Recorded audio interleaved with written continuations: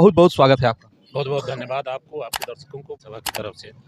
बहुत दिनों के बाद जो है आपका एक इस तरह का जो है बैठक देखा गया है।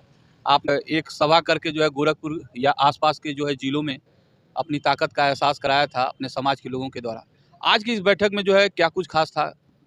देखिए, सैतवार मल महासभा 11 फरवरी को जब एक बहुत बड़ा सम्मेलन करवाया था, उसके बाद ही से हम लोग हर जिले में, हर ब्लॉक में बैठक कर रहे हैं। उसी के तहत आज कंपियरगंज विधानसभा की बैठक थी, संगठन को लेकर के। तो कंपियरगंज विधानसभा का जो ये भरोहिया ब्लॉक है, ब्लॉक स्तर की बैठक थी, गांगपार गाँव था। तो उसमें हम लोग गांव स्तर तक अपना संगठन मजबूत कर रहे हैं, अपने लोगों को समझा रहे हैं, अपने लोगों को बता रहे हैं कि सबको अपने हक और अधिकार को कैसे मांगना चाहिए, कैसे सबको अपना हक अधिकार लेना चाहिए। उसी को लेकर के आज हम लोग यहाँ बैठक किए हैं। सर कितना मजबूत हो पाया है अभी तक संगठन आपका? कितने जो है समाज के लोग इससे जुड़ रहे हैं? देखिए, हम लोग अभी जब से हमारा संगठन काम करना शुरू किया है, तब से आप लोग देखे होंगे कि मेरे समाज के ऊपर जो भी समस्याएँ आ रही हैं, उस समस्या को लेकर के हम लोग गाँव स्तर, ब्लॉक स्तर, जिस तरह की समस्या है, उस समस्याओं को हम लोग निपटाने का काम कर रहे हैं। और काम करके लोगों को बता रहे हैं कि आप लोग संगठित रहिए, संगठित रहेंगे तो आप मजबूत रहेंगे और मजबूत होंगे तभी आपका हक और अधिकार आपको मिलेगा। यही हम लोगों का उद्देश्य है, इसी उद्देश्य के साथ हम लोग चल रहे हैं। पिछला जो लोकसभा का चुनाव था उसमें आपका रुख स्पष्ट था कि जो पार्टी हमारे समाज के प्रत्याशी उतारेगी उसको हम सपोर्ट करेंगे। विधानसभा चुनाव भी आ रहा है, अभी जो है कुछ सीटों पे उपचुनाव भी है। इन चुनावों को लेकर के आपका क्या रुख है? देखिए, सैतवार मल महासभा कोई राजनीतिक पार्टी नहीं है, ये सामाजिक संगठन है। तो सामाजिक संगठन है तो हम लोग अपने गाँव, अपने समाज के लोगों को गाँव में जा कर के यही बात समझा रहे हैं कि जहाँ अपने समाज का कोई प्रत्याशी हो, उसमें कुछ पूछने की ज़रूरत नहीं है, उसको वोट देने की ज़रूरत है। और बाकी जहाँ अपने समाज का प्रत्याशी नहीं है, तो जो मेरे समाज के प्रति ज़्यादा ध्यान दे, जो मेरे समाज के साथ खड़ा हो, उसके साथ खड़ा होने की ज़रूरत है। उसी क्रम को लेकर के कंपियरगंज एक विधानसभा है, यहाँ से विधायक है माननीय फतेह बहादुर सिंह जी।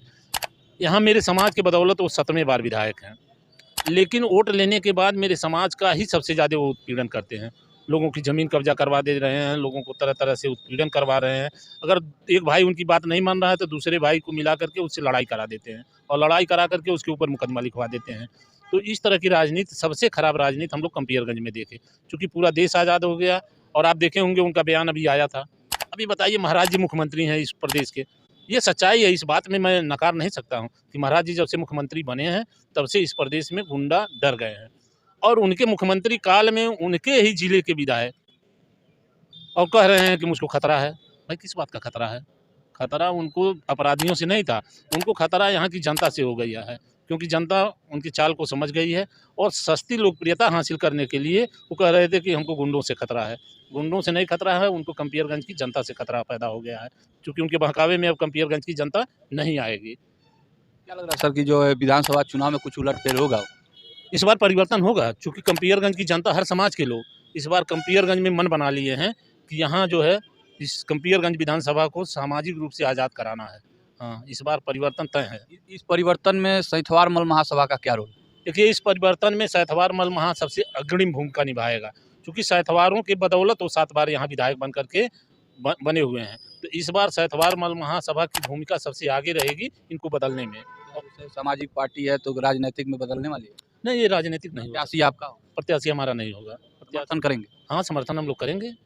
आपके समाज का ही होगा कोई? हाँ, मेरे समाज का प्रत्याशी इस बार लड़ेगा यहाँ। हाँ, लड़ेगा, हम लोग लड़ाएँगे और इस बार कंपियरगंज विधानसभा में हम लोग परिवर्तन करेंगे। किसी पार्टी से बातचीत चल रही है?